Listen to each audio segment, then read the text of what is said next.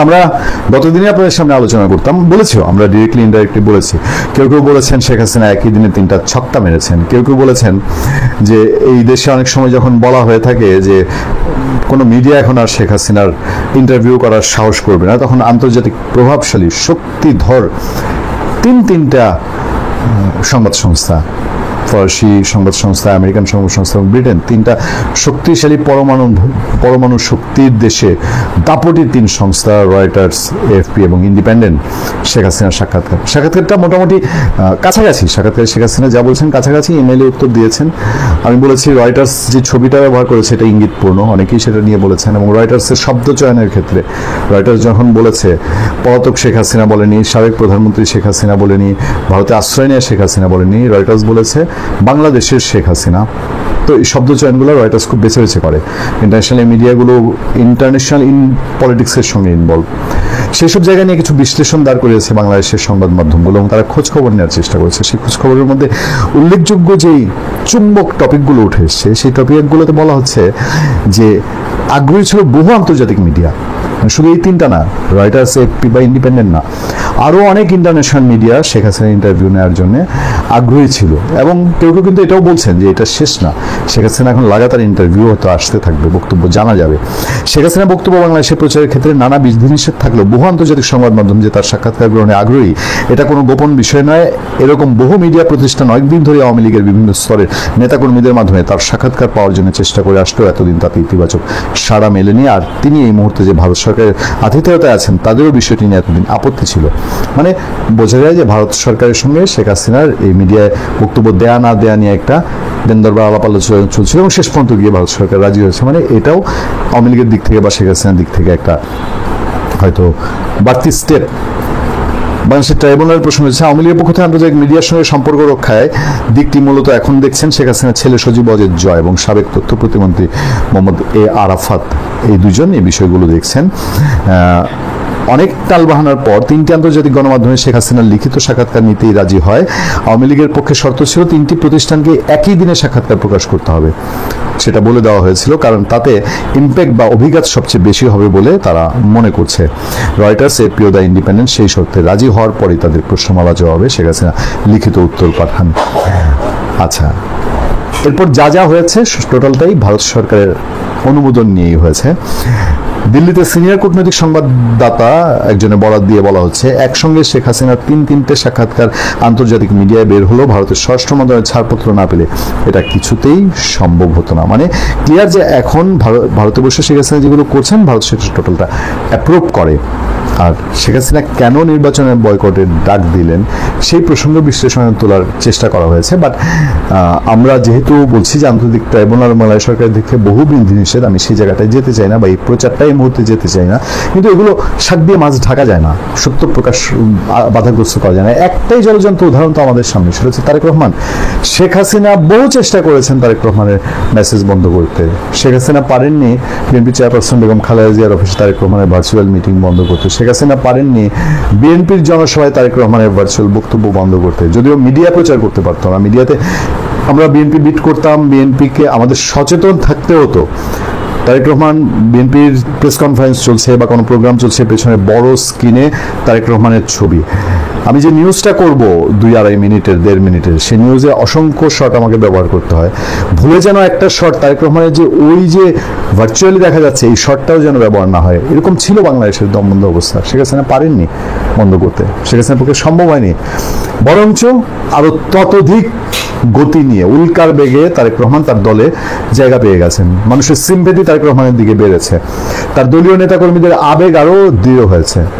সেটা যদি হয়ে থাকে, সেই বাস্তব উদাহরণ দেখে ওই যে আমাদের রাজনীতিবিদরা অতীত থেকে শিক্ষা নেয় না, এখনকার যারা সরকার আছে তারা তো পলিটিক্স করছেন, তারা পলিটিক্সে ইনভলভ হয়ে গেছেন, তারাও ওই শিক্ষা নিচ্ছেন না যে শেখ হাসিনা, খালেদা জিয়া, তারেক রহমান, সজীব ওয়াজেদ জয়, এরা এদের পরিবার, এদের ব্যক্তিত্ব, এদের রাজনৈতিক দলের সঙ্গে ইনভলভমেন্ট, এগুলো বাংলাদেশের অসংখ্য মানুষের ইমোশনের সাথে জড়িত। মানে তাদের ফলোয়ার 1000 দিয়ে 100 দিয়ে না, লাখ দিয়ে কোটি দিয়ে।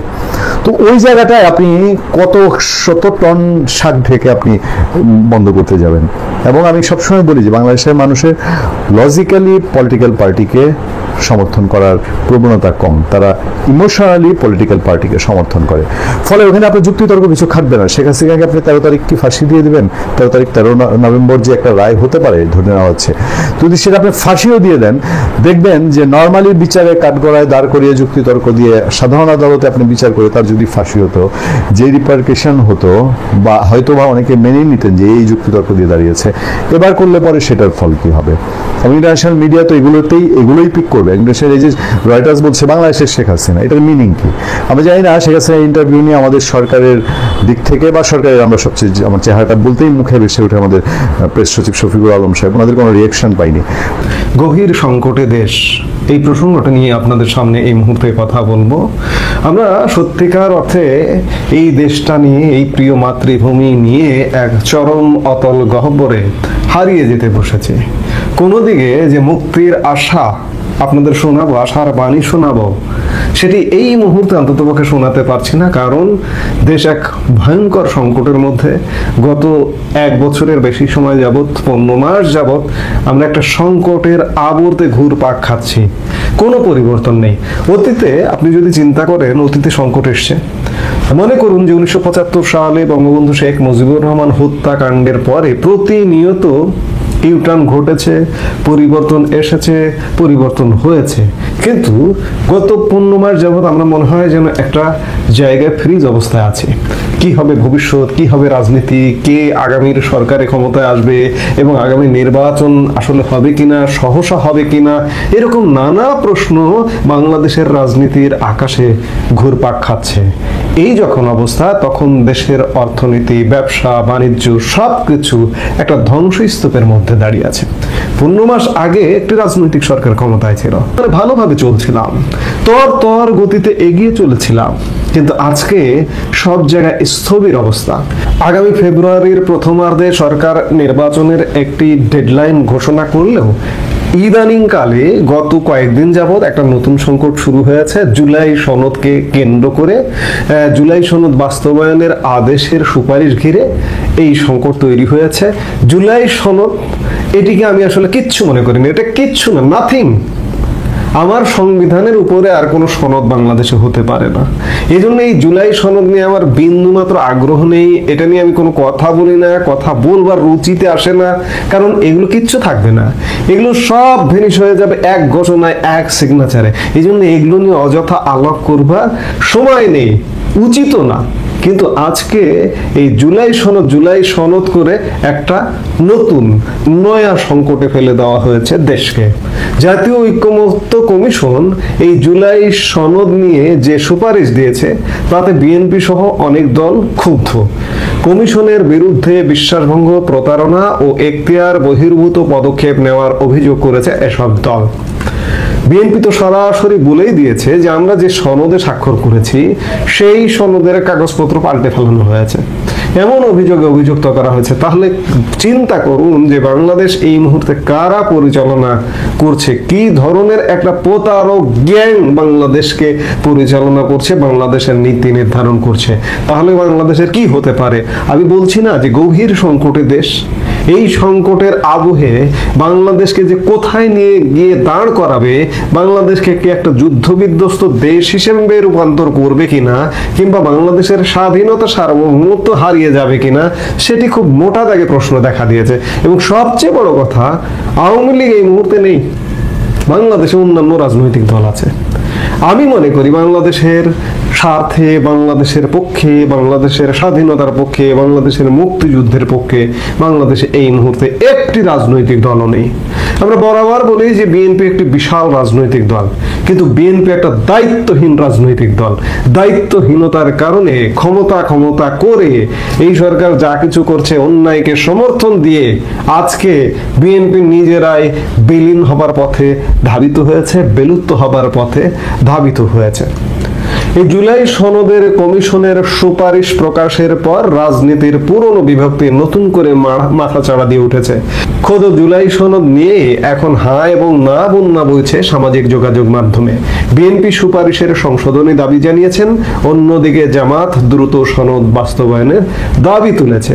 জাতীয় নাগরিক পার্টি এখনো সনদে সই না করলেও তারা সরকারের পদক্ষেপের পক্ষে আছে। এমন অবস্থায় জাতীয় ঐক্যের পরিবর্তে নতুন বিভক্তি তৈরি হয়েছে। একটা কথা পরিষ্কার, এই যে জামাত বলুন, এনসিপি বলুন, এনসিপি সনদে সই করেনি। সই না করাটা একটা নাটক, তারা যে কোনো মুহূর্তে যে কোনো সময় সই করবে। জামাত, এনসিপি এবং এই ইউনিট সরকার এরা কিন্তু একটি রসুন, এদের পেছনটা একটি জায়গায় বাধা আছে। বিএনপিকেও কখনো কখনো মনে হয় এদের সঙ্গেই। বিএনপি কি কারণে এদের সঙ্গে ক্ষমতার স্বার্থে যে কোনো মূল্যে বিএনপি ক্ষমতায় যেতে চায়, ক্ষমতায় যাওয়ার জন্য মরিয়া। কিন্তু আদতে সত্যিকার অর্থে বিএনপির ক্ষমতা কিন্তু বহুদূর।